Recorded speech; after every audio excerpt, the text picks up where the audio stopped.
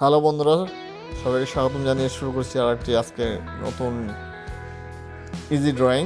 আজকে হচ্ছে কিভাবে অরেঞ্জ ড্রয়িং করতে হয় সেই টেকনিকটা আমাদের শিখিয়ে দেবো স্টেপ বাই স্টেপ। আশা করি ভিডিওটি স্কিপ না করে সম্পূর্ণ ভিডিও দেখবে।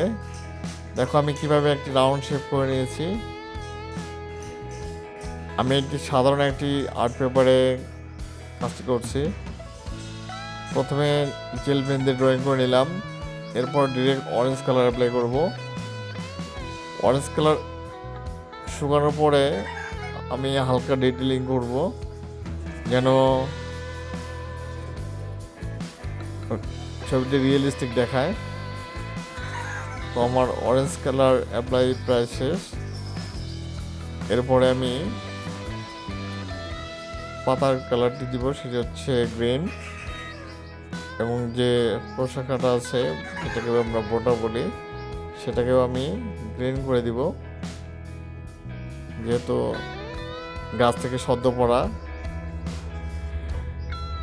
তো বন্ধুরা, আশা করি চ্যানেলটি তোমাদের ভালো লাগবে এবং ড্রয়িংটিও ভালো লাগবে। ভালো লাগলে অবশ্যই লাইক এবং সাবস্ক্রাইব করতে ভুলবে না। পাশে থাকা বেল বাটনটি প্রেস করে রাখবে।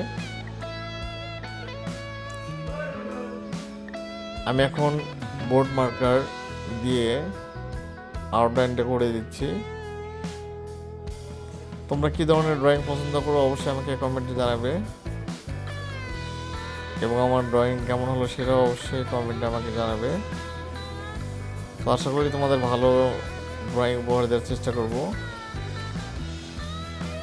তো পেন্টিংটি রিয়েলিস্টিক দেখানোর জন্য আমি একটু হালকা হোয়াইট নিয়েছি।